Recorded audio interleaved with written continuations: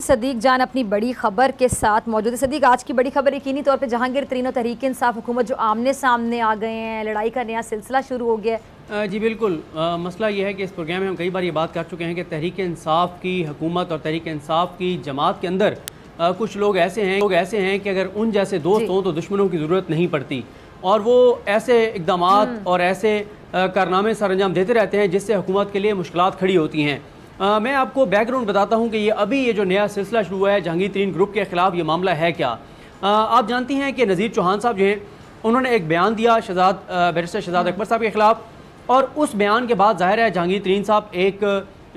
Mature politician हैं, ज़ाहिर है उन्होंने एक तवील अरसा जद्दोजहद की और वो चीज़ों को समझते हैं, मामलात की हसासियत को समझते हैं। और आपको पता है कि इमरान खान के बाद तहरीक इंसाफ को यहाँ तक लाने में अगर किसी शख्सियत का किरदार है तो जहांगीर तरीन है। जोड़ तोड़ के माहिर हैं, सियासतदानों को कैसे डील करना है, कहाँ पे बोलना है, कहाँ पे खामोश रहना है, ये तमाम चीज़ें समझते हैं। ये क्योंकि नज़ीर चौहान साहब का मामला इतना हसास था कि इसके ऊपर वो खामोश रहे, उस तरह से हमायत तो उनकी की कि इनके साथ इंसाफ होना चाहिए, मामलात किसी और तरह से डील होने चाहिए, इनकी गिरफ्तारी नहीं होनी चाहिए। लेकिन उस तरह से जो नज़ीर चौहान समझते थे कि उसी तरह से जहांगीर तरीन साहब के साथ जैसे 30-40 अरकान असम्बली जाते थे तो उनके लिए भी 30-40 अरकान असम्बली आएंगे, तो ऐसा नहीं हुआ और वो होना भी नहीं चाहिए था, क्योंकि ये एक बहुत हसास मामला था।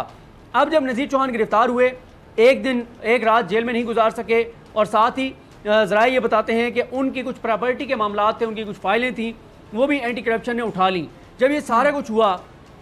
और नज़ीर चौहान को ये लगा कि जहांगीर तरीन को खुद और उनके तमाम 30-40 लोगों को आना चाहिए था, तो उन्होंने कहा कि ये अच्छा मौका है। हुकूमत के साथ कुछ मामलात भी उनके बैकडोर तय हुए और उन्होंने एक प्रेस कॉन्फ्रेंस कर दी जिसमें उन्होंने कहा जहांगीर तरीन ने मुझे इस्तेमाल किया है। हालांकि खुद नज़ीर चौहान साहब जो हैं वो मीडिया पर आके बहुत सख्त बयान दे चुके हैं, और ये भी हुआ कि उनके उन सख्त बयान की वजह से फिर अगले दिन जहांगीर तरीन को आके डैमेज कंट्रोल करना पड़ा था, क्योंकि मामलात बहुत ही ज़्यादा गंभीर हो गए थे। अब ये हुआ कि जब ये सारा कुछ हुआ तो हुकूमत में बैठे हुए कुछ लोगों ने हुकूमत को मशवरा दिया कि देखें, नून लीग हमारे लिए इसका कोई चैलेंज नहीं है, पीपल्स पार्टी कहीं नज़र नहीं आती, हमारा मोरल भी हाई है, जी भी हम जीते, एजे के हम जीते, सियालकोट में हमने नून लीग को शिकस्त दी, तो अब ज़रा जो है वो जहांगीर तरीन ग्रुप के साथ भी दो हाथ किए जाएँ। लेकिन समझ से ये बालातर है कि जो लोग आकर मीडिया पर बयान देते हैं और ये कहते हैं, जैसे शाह महमूद कुरैशी साहब ने बयान दिया था बड़ा जज्बाती के वक्त आ गया है कि लाइन खींच दी जाए, बल्ले वाले इधर हो जाएं, दूसरे इधर हो जाएं, उनको शायद शाह महमूद कुरैशी साहब को भी ये बात नहीं पता कि जहांगीर तरीन साहब के साथ जो लोग हैं उनकी अक्सरियत वो है जो इंडिपेंडेंट जीत कर आए थे, जो तहरीक इंसाफ का टिकट उनके पास नहीं था, और कुछ ऐसे भी थे जिनको जहांगीर तरीन ने ही, जो कुछ उनमें से ऐसे जिनको जहांगीर तरीन ने टिकट दिलवाया पीटीआई का, तो वो जीते, उससे पहले किसी और को टिकट दिया हुआ था। और दूसरा, किसी भी पॉलिटिकल एनालिस्ट से पूछेंगे जो सियासी समझ बूझ रखता है, वो आपको ये बताएगा और नाजरीन को ये बताएगा कि हुकूमत एक ऐसी हुकूमत जिसके बारे में परसेप्शन ये हो कि इदारे उसके साथ खड़े हैं, जिस हुकूमत के बारे में तासुर ये हो कि ये शायद 2023 के बाद भी कायम रहेगी, उस हुकूमत के होते हुए उसके 30 से 40 मुंतखब अरकान असम्बली किसी और शख्स के साथ चले जाएँ, तो ये छोटी बात नहीं है। कम ही हमने पाकिस्तान की पॉलिटिकल हिस्ट्री में ये चीज़ें देखी हैं। अब हुकूमत को ये मशवरा दिया जा रहा है कि क्योंकि हमारा मोरल हाई है और हमें जहांगीर तरीन ग्रुप के साथ दो हाथ करने चाहिए, लेकिन जो जहांगीर तरीन ग्रुप है वो अभी तक बड़े मोहतात अंदाज से चल रहा है। उन्होंने अपने तमाम पत्ते शो नहीं कराए, वो खुलकर उस तरह सामने नहीं आए, वो चीज़ों को देख रहे हैं, क्योंकि जाहिर है अभी इलेक्शन में 2 साल पड़े हैं। तो ये जो एक